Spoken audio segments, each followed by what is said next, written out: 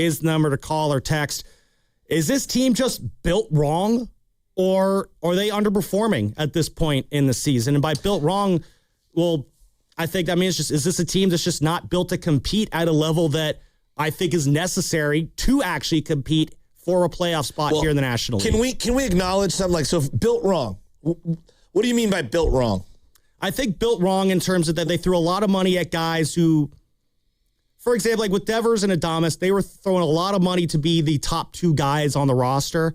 And I think this roster is built wrong in that you can't have those two guys be your two premier guys. You need, what I think this team needs, what this team is missing is that, big outfield hitter who can kind of bring this whole lineup together. So maybe built wrong is another way of saying they're still maybe incomplete in terms of being a legitimate contender. They need a power outfield bat in the worst way. Okay, right that I agree with. The other part is, do they have redundant parts? Right now, Schmidt and Matt Chapman are very redundant, correct? I would even say that Raffy Devers and Bryce Aldridge, there's a redundancy there. 100%, right? And, we know you're not getting any offense out of your catcher, so let's just take him off the board.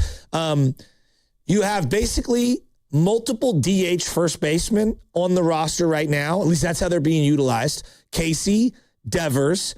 Some would say Arise is also in that category, right? I think he's been very serviceable right now. He's a legitimate second baseman, but the DH option's always going to be there for him. Exactly, but it's not when you have Casey and Devers occupying that, and your number one prospect, who's in AAA, that you're waiting to call up, also occupies that same kind of real estate in first base DH. So that's redundant. Then I look at some of the outfield production. Gilbert, Jung-Hoo Lee, kind of redundant in terms of what you're like hoping them to be speed guys, put it in play. Now, obviously, Gilbert said, right now we don't know what he is, but Jung-Hoo Lee was paid to be more of a table setter, right? Yeah, and so far he's been kind of living up to that billing for the last 2 weeks. Yeah, it's been great. Yeah, and if he keeps doing that, keep doing that, Jung-Hoo. I don't know what to make of Ramos right now. Ramos, to me, is the guy. He strikes out a lot. He's got a 267 batting average. His on-base percentage is just a shade over 300. He's not walking enough for my liking and striking out way too much. And I think that, to me, Ramos in left field is the easiest upgrade. I agree. If I was looking, and I would throw center field in there as well. It's harder to find a center fielder in today's day and age. I think you could find a center fielder than move Drew Gilbert to left with no issues. Right, but either center or left field need to be upgraded. And I think that's my position today, currently. Yes. And then I look at the Bryce Aldridge thing. So you're talking about built wrong. Are they built wrong? I think they have to make a decision here. I really do. I think you're going to, at some point, maybe it's not this year. What? I think whether it's this year or down the line, either you're riding it out with Bryce Aldridge or you're riding it out with Raffy Devers. It's one or the other. I don't know if they can coexist together. Just because that DH spot is so important to give days rest and to get certain hot bats into the lineup, unless you're giving me Yordan Alvarez production as a pure DH, I think it's really difficult to not have a defensive position in 2026. Unless you're Shohei or one of these premium, I'm talking premium players, and he just hasn't lived up to that. I'm talking about Raffy Devers. Yeah, and I'll be honest, Joe, I feel like we're tiptoeing around it. Well, let's dive right into this Raffy Devers, Bryce Aldridge dynamic, because I think the belief that we're going to be seeing is that when Aldridge does get called up, let's say it's sometime in May, just for argument's sake in this exercise, the expectation is, well, on Monday, Raffy will play first base and Bryce Aldridge will DH. And then on Tuesday, Bryce Aldridge will play first base and Raffy will DH or something like that. The idea is they're going to be your first base DH combo. Both will be in the lineup. It's just a matter of one will be in the field when the Giants are on defense and one will be in the dugout as the DH. Are we sure that's actually the best move for them and for this lineup? Because you talk about how the DH is a great way to get kind of extra hitters into the lineup, like Casey Schmidt. I can't take Casey's bat out of the lineup right now. Exactly. So I don't know what that does for Bryce Aldridge. Exactly. And so this is kind of a situation where, and I think this is kind of an overcorrection that we've seen from the Buster Posey regime, in that how often during the Farhan era did it seem like they didn't want to make a move for a certain free agent because we got Wade Meckler coming up and we don't want to block him or something like that, something to that effect. We don't want to add an outfielder because Luis Matos and Elliot Ramos are coming up the pipe. We want to find a way to get them in the lineup as well. That drove you crazy, did it not? There was a level of, you know what? Forget who's going to play where. Get the guys, figure it out later. But the problem is and I agree with that. And in real time, I agreed with that philosophy. And now here we are, though. I underrated how little positional value Raffy Devers had. And that's a me problem, not anyone else's. He has no defensive position, Sam. Yeah. Well, I also think, to your point, that's an easier conversation to have with the outfield. There's no reason why you can't go out and let's just go acquire a Juan Soto when you're worried about blocking Elliot Ramos, because there's 3 outfielder spots that you can work with there. Yes. With the first base DH thing, it's so much more limiting to what you can do with your lineup. You know what it kind of reminds me of a little bit? I don't know if this is a perfect example, but in fantasy football, have you ever taken 2 really good tight ends in fantasy football? Yeah. One year I took George Kittle and Travis Kelce because I'm going to own the tight end market. Yeah, that actually wasn't a very good idea because you got to have both of them in your lineup every week. Exactly. But then you burn your flex on a tight end spot, and now you realize this actually isn't smart roster construction. Unless you're allowed that flex with a tight end flex. Something like that. Yeah, I know exactly what you're talking about. In a standard one flex I know exactly what you're talking about. It seemed smart at the time because I'm going to get the best tight end production. But now it's no, actually now I'm pigeonholed starting 2 tight ends every week, and I can't really do much with the rest of my team. Well, and the other part of this is that both of them are the same thing. Left-handed, quote unquote, power hitters. Yeah. Ideally you'd have more right-handed power in the lineup, and they just don't have that right now. I think one of the things that they need to be open-minded to, and I would do this on this road trip, is put Casey Schmidt in left field. I've been talking about this You've been on board with this for a while, yeah. I just try it. Just try it out. Bring Bryce up if you bring Bryce up, and I would try Casey Schmidt in left field. What? Did you see the play defensively from Elliot Ramos last night? Yeah, I mean, he looked like one of my 6th graders that's afraid of a ball hitting him in the junk, and the ball squirts right by him. He's just not a good defensive outfielder. He'll never be one. I'm gonna be honest, Joe. I thought last night was probably on the upper half of his defensive game. He's not good. I know it's rough out there defense. Honestly, he's a guy who probably profiles more of a DH than a left fielder, or maybe you even have to put him in right field at some point. Different conversation, different day. I don't think he hits well enough to be a DH. That's the other part of this. So he hits well enough to where he's not bad at hitting, but I don't think he hits he's good enough that he's not bad, but he's not bad enough to where he's not good, if that makes sense. He's kind of does not, but that's okay. I'll roll with it. There you go. Pretend it makes sense. So the question originally was, are they built incomplete? Is that what you said? Are they built poorly, or are they underperforming? Carter Chickering they clearly had the question. are underperforming when it comes to the top dogs. Simultaneously, I also believe they are built a little incomplete or incorrectly in this sentiment. Guys, we could poo-poo all around it. They need a power right-handed outfield bat in the worst way. Do they not? Yeah. Is this team not spending enough money? I'm dead serious. 888-957. I'm dead serious. 888-957-9570 is the number to call or text. Are the Giants built wrong, or are they just underperforming? How much does the spending come into play here, Joe? Because they are spending money on this team. They just gave out the largest contract in franchise history last offseason. They then acquired an even larger contract last summer. They threw a lot of money at Matt Chapman, and Greg Johnson kind of said earlier this year, they paid a pretty penny to get Tony Vitello out of Tennessee. That was not a cheap hire either. I don't want to hear about that. I know it's a different break. It's a different level of spending. But to your point, though, Joe, you ask, are they spending enough? What I think everyone in that ownership would say, now, of course, owners are owners. They'll all say, yeah, we are spending a lot of money. And I think... Yeah, compared to what? Well, I think you said it perfectly a couple weeks ago. No, stop. They are spending a lot of money. Okay. Compared to the bottom dwellers of Major League Baseball? Yes. Yes, I agree. Compared to the teams that they're chasing? No, they're not. No, exactly. You had a line a couple weeks ago. There you go. You had a line a couple weeks ago that I thought nailed it on the head. They're spending enough money to where you can say they're spending a lot of money. But it's not enough. Exactly. But and I sound like a whiner bringing that up, but it's the truth.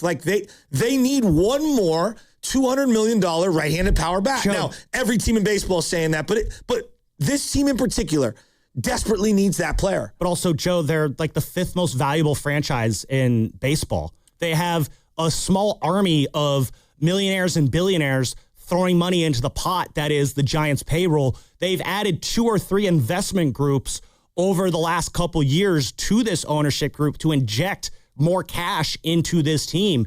This notion, like, are they spending a lot? Absolutely. They could still spend more. Exactly. And you have all this money sitting in your coffers here.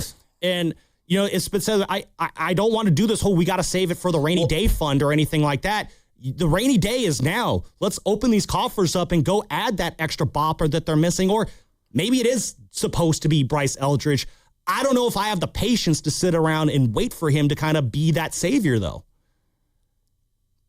I don't know if Willy Adames, Devers, and Chapman is worth doubling and tripling down on and moving young players. See, this is where I get very conflicted. Like, I want to wrap both arms around this team, and I really want to love this team and like this team, but they've got to meet me halfway. And when my top dogs aren't playing well, it's difficult for me to justify moving off the youth and the promise of that when I've been waiting for so long for it if my top dudes aren't performing.